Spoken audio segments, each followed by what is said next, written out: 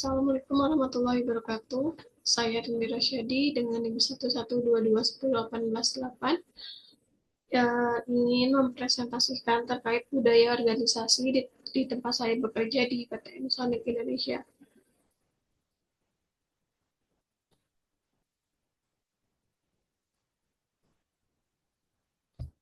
Yang pertama itu ada visi dan misi. Visi di PT saya sendiri itu ada menjadi salah satu perusahaan terbesar di Indonesia yang bergerak di bidang elektronik dan kontrol.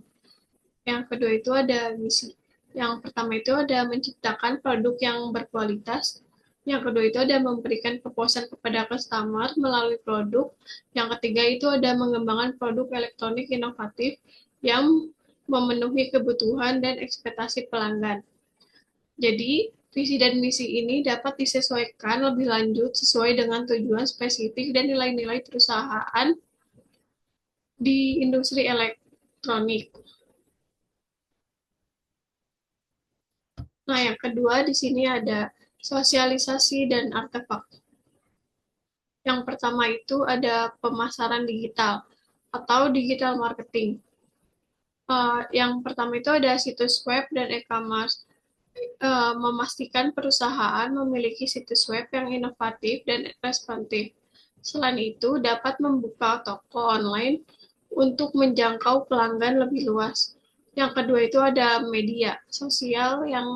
Media sosial itu gunanya itu untuk menggunakan platform seperti Instagram, Facebook, Twitter, Link untuk berbagai informasi produk, promosi, dan tips tentang penggunaan produk elektronik.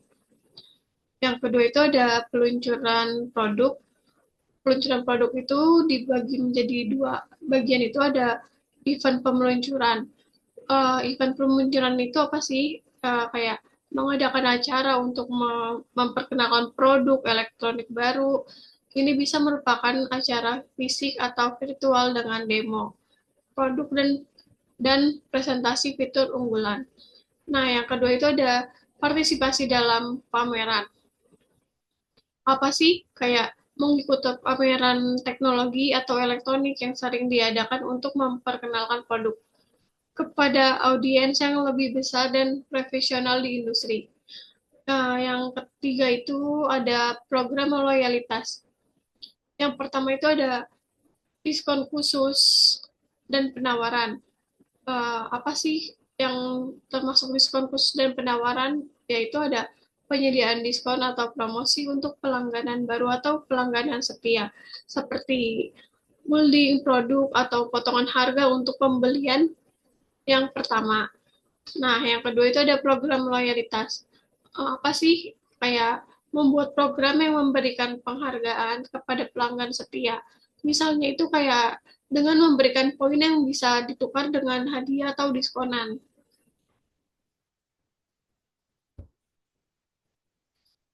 Nah, yang keempat itu ada pelayanan pelangganan yang optimal.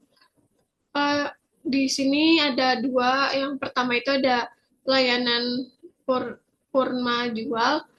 Eh, itu tuh menawarkan pelayanan purna jual yang responsif dan profesional seperti garansi produk dan layanan terbaik untuk membangun kepercayaan pelanggan. Yang kedua itu ada pusat layanan, menyediakan pusat layanan atau dukungan teknis yang memudahkan pelanggan untuk mendapatkan bantuan tentang produk atau pemeliharaan. Yang kelima itu ada edukasi dan pelatihan. Di sini diisinya itu ada dua juga, kayak seperti workshop dan webinar.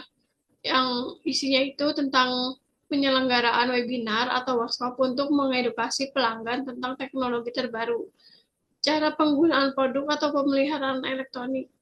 Yang kedua itu ada tutorial online. uh, Apa sih yang tutorial online itu kayak membuat video tutorial atau panduan penggunaan produk di YouTube atau platform lainnya untuk memberikan kemudahan dalam memahami cara kerja produk. Nah, selanjutnya itu ada artefak dalam PT saya, kayak yang pertama itu ada logo dan identitas visual. Yang kedua itu ada pemasaran produk. Yang ketiga itu ada produk utama atau speaker. Yang keempat itu ada pencapaian teknologi. Di sini saya akan menjelaskan yang pertama itu ada logo dan identitas visual. Logo yang itu ada logo perusahaan. Logo perusahaan merupakan artefak terpenting yang mencerminkan identitas visual perusahaan.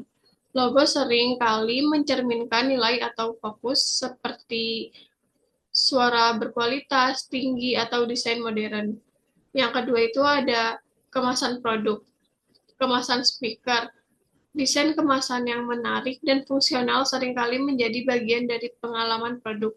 Kemasan dapat mencerminkan kualitas produk dan juga menjadi elemen yang mendukung citra merek. Yang ketiga itu ada produk utama atau speaker, desain speaker. Desain produk speaker itu sendiri termasuk bentuk, warna, dan bahan yang digunakan dapat menjadi artefak utama yang mencerminkan kualitas dan inovasi perusahaan. Misalnya, speaker inovasi perusahaan dengan desain premium, teknologi canggih seperti speaker wireless atau sistem audio surround. Yang keempat itu ada pencapaian teknologi. Apa sih itu kayak patent dan inovasi, hak paten atau teknologi audio atau sistem suara yang digunakan dalam speaker dapat menjadi artefak intelektual yang penting. Ini menunjukkan bahwa perusahaan memiliki keunggulan dalam hal inovasi dan pengembangan produk. Selanjutnya ada budaya dan standar kualitas. Ada standar kualitas organisasi.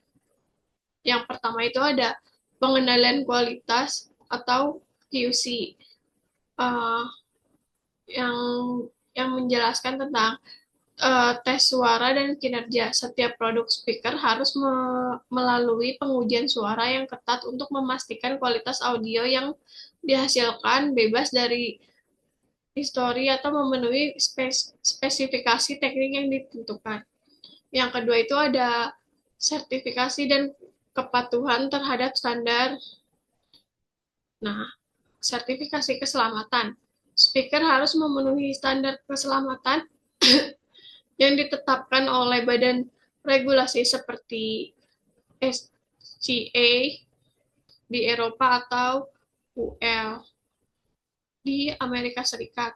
Yang ketiga itu ada proses produksi yang terkontrol dan konsisten, yaitu memilih material berkualitas tinggi, menggunakan bahan baku yang telah teruji dan memiliki kualitas tinggi, seperti driver speaker premium, bahan casing yang tahan lama, dan komponen elektronik yang handal. Yang keempat itu ada pelatihan pengembangan karyawan. Pelatihan karyawan itu ada kayak memberikan pelatihan secara teratur kepada karyawan mengenai teknik produksi terbaru, teknologi audio, dan prosedur pengendalian kualitas untuk memastikan mereka mampu memenuhi standar yang diharapkan. Selanjutnya itu ada inovasi dan kreativitas.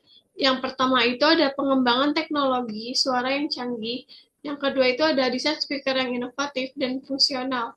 Yang ketiga itu ada inovasi dan dalam konektivitas kompatibilitas.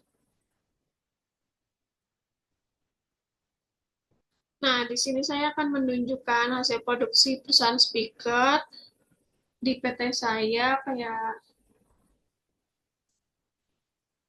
ini bukti atau dokumentasi pendukung dari PT saya sendiri. Ini tuh di sini ada kayak pembuatan unitnya buat dipasang ke speaker yang di samping yang dinamakan itu ada X-Boom. Yang kedua itu ada pembuatan speaker TV. Ini contoh itunya unit-unit speakernya. Nanti misalkan udah speakernya udah oke, bisa dimasukkan ke dalam casasi di samping ini, lalu dimasukkan ke TV yang akan digunakan.